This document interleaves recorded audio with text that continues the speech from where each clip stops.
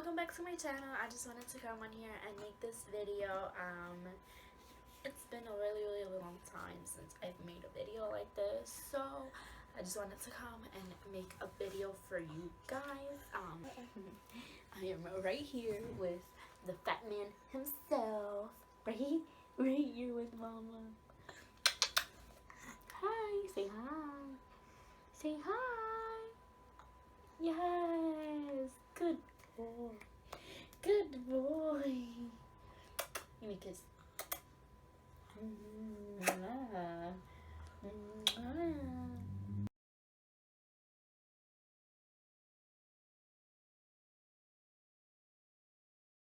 I just like I was saying, I wanted to come and I want to do my teen mom story, my teen pregnancy story again, because the first one that I did, it wasn't really that much of a good quality.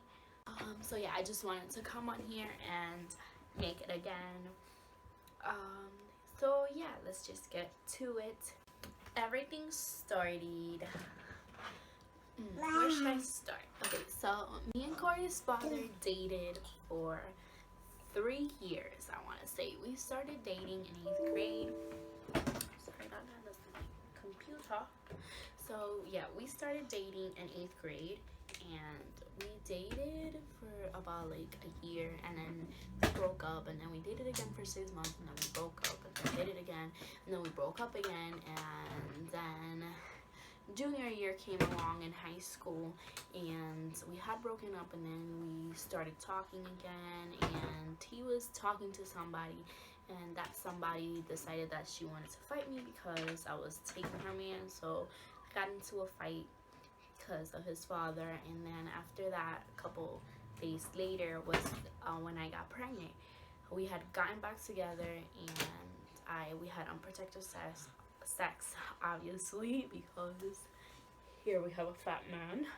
And yeah, so we did that, and we dated, we kept dating, and I didn't know nothing was going on. I hadn't had my period in about a month, so I started worrying a little, and that was in October. Now when November came along, the day before Thanksgiving, this was in 2015. No, 2014. Yeah, the day before Thanksgiving, I was talking to my friends, and I was like, oh, I should just take a pregnancy test, like kidding. And my friend's like, you should. So I took one of those, like the ones that you have to dip it in the pee, like someone like the ones at the hospital.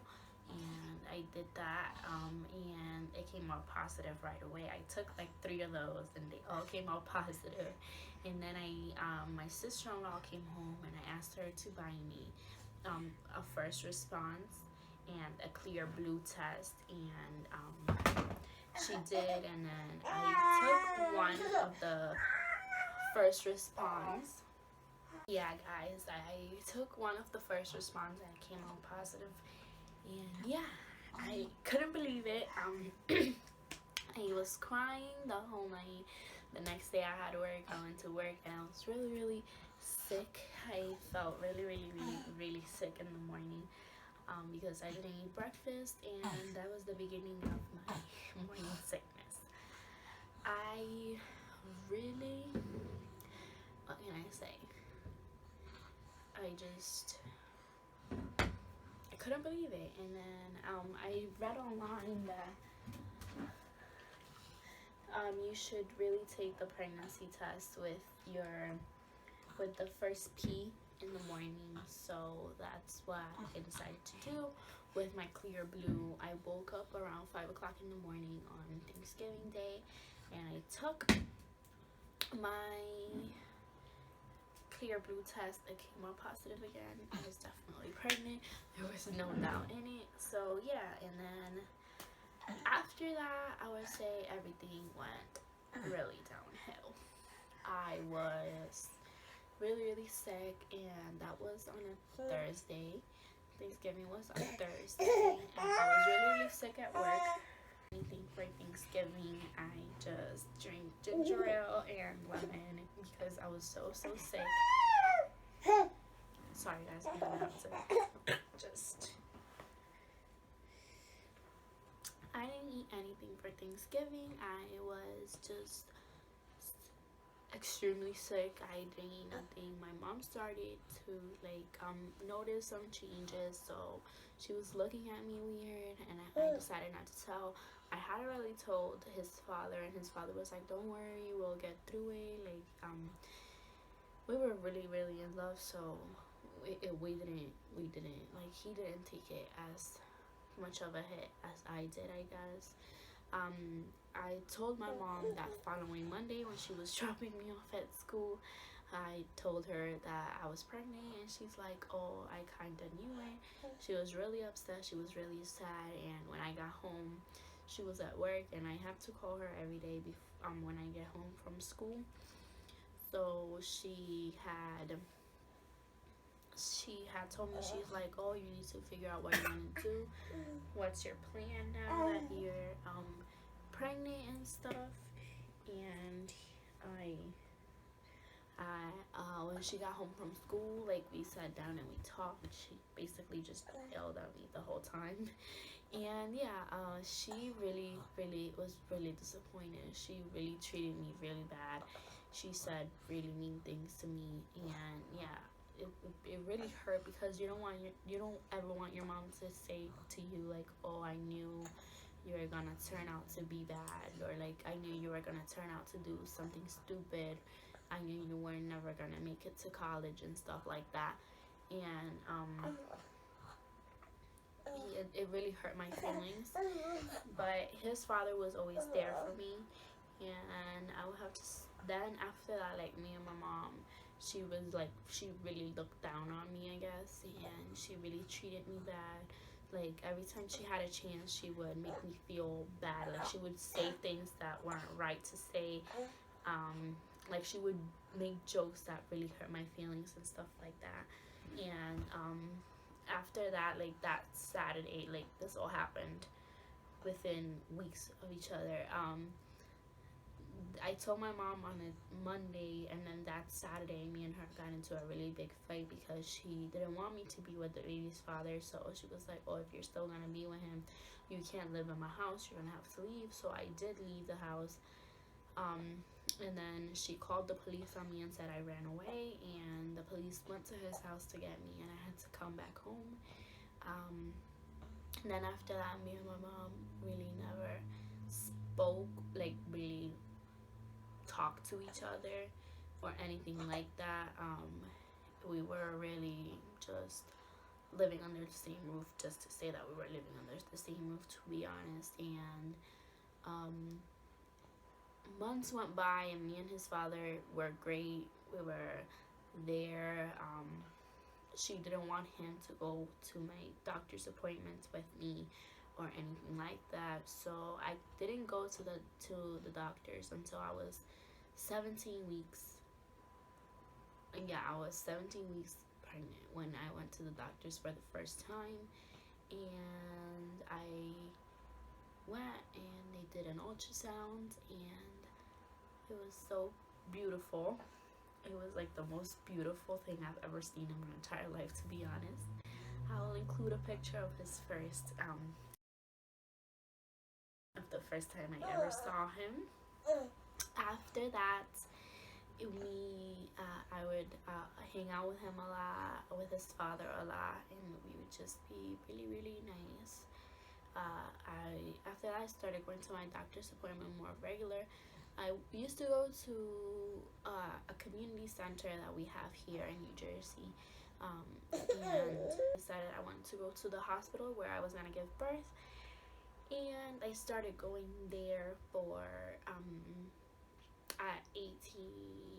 Yeah, I started going there when I was around 19 weeks. I went there till the end of my pregnancy, and that is the hospital where I gave birth. It is rather far from my house. It is like 20 to 30 minutes away from my house, but that's the hospital I like. That's where my nephew was born, and I really like that hospital. It is one of the best hospitals here in New Jersey. So no, it was the hospital where Snooki gave birth to both of her children. And yeah, so after that, me and his father got into a really big argument when I was around 7 months pregnant, and we broke it off. Well, he broke it off with me, and I was really, really sad. I fell into the depression because I was pregnant and I was really sentimental. So I fell into depression, which now I look back at it was really, really stupid. I didn't really get to enjoy my pregnancy as much as I would have liked to, because I felt like my whole family was looking down on me, so I didn't really enjoy it, and that's something I really, really regret. Me and his father didn't get back together until after he gave birth. I gave birth on my exact due date. My due date was July 17th, and that's the exact same day I gave birth. Let's do a quick little birth story. Okay, so on, I want to say July 13th, I had a doctor's appointment, so I went to my doctor's appointment, and the doctor did I forgot what it's called, but it's where he sticks his finger up you and he separates the placenta from your uterus. He did that, and he said that was to help start labor. I was already 39 weeks and some change, so I was fine with it. I got home, and after that, I just started having practice contractions, but I didn't know were practice contractions. So that night, I broke water. My water broke. One, because people don't know you have two waters. One of my waters broke, and I pretty much thought I was going into labor. I was not having like really, really bad contractions. I was really uncomfortable though. And me and my mom went to the hospital, and they checked me. They're like, "Oh no, you're fine. It's not labor. You're starting labor, but you're not laboring yet. So just wait till next Monday, till next doctor's appointment, and everything will be fine." Then a couple days went by. I was really uncomfortable. I was having a lot of contractions. They were like 20 minutes apart, and they would get 10 minutes apart, then we get 7 minutes apart, and they would go back to 20, and they were just crazy. And July 16th, he stopped moving, and he hadn't moved for a good amount of time. So when my mom got home from work, I was like, "Oh, he hasn't moved really much, so I think we should go to the hospital." She's like, "Call the hospital first, because I don't want to go and wait there." We went, and as soon as I got to the hospital, he started moving like crazy, but they told me, they're like, "Oh, we're just gonna check you for an hour and stuff, and we'll just send you back home." So they put like the straps on me, and they checked on him. He was perfectly healthy baby, perfectly fat healthy baby, right? You are a perfect fat healthy baby. He was perfectly fine, so they sent me home around 1 o'clock in the morning. Little did I know that I tried to go to bed. I came home and I ate. I'm Dominican, so I ate some mango with eggs, with fried eggs. And for you that don't know what mango is some boiled plantains smashed together with some butter. It's really, really good. And yeah, so I ate that, and then I took a shower, went to bed. 5 minutes after I went to bed, I started feeling super duper uncomfortable. So I'm like, let me just hop in the shower again, put some really hot water on.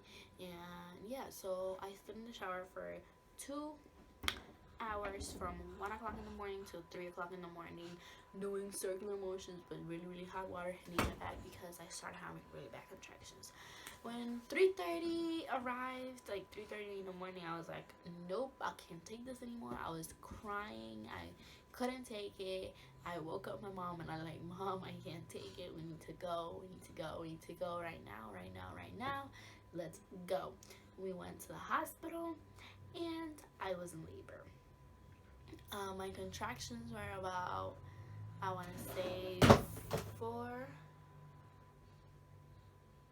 He just dropped the wipes. Oh yeah, the contractions were about so the contractions were about 3 to 4 minutes apart, and his father met me at the hospital, and yeah, we sat there. It was around 4:30 when I got to the hospital.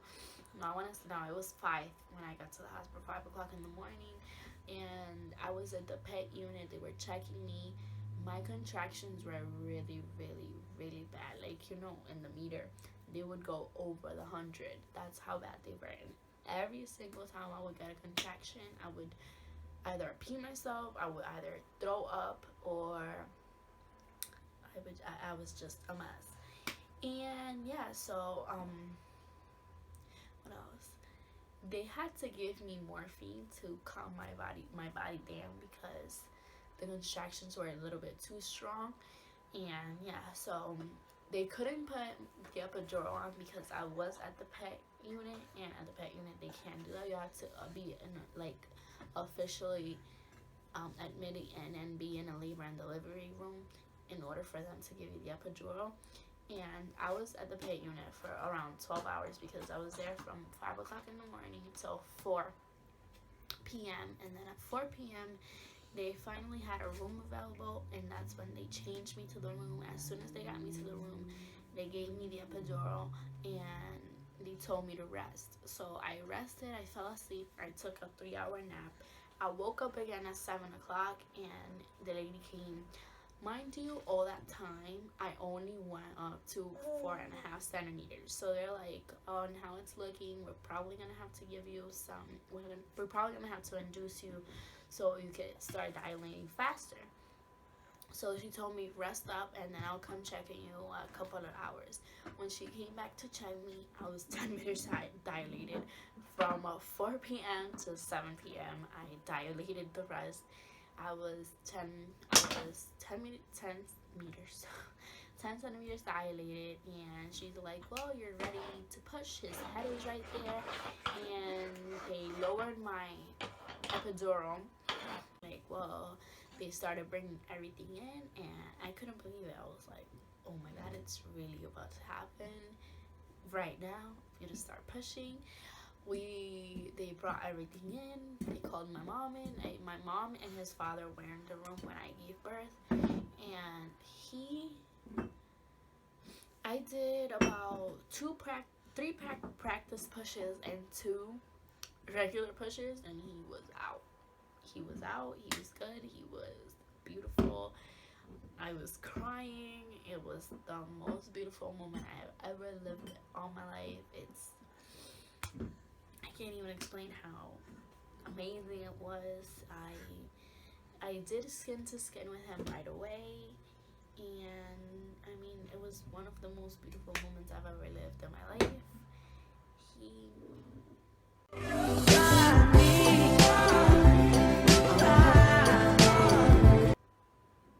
There's no way to explain how much I love him. And yeah, that's my story. Right now, he is 10 months, almost walking. I'm planning his first birthday party. I can't believe everything happened so fast. And yeah, is Corey Logan Bishop. He weighed 7 pounds and 4 ounces at birth. He was born at 7:42 p.m. on July 17, 2015. And yeah, that's the day that my whole life changed. Thank you guys for watching. Stay tuned for more videos, and I hope you guys enjoy our videos, and see you next time. And for all of my new subscribers, welcome to the FamBam. I hope we keep growing and we get really big. And yeah, so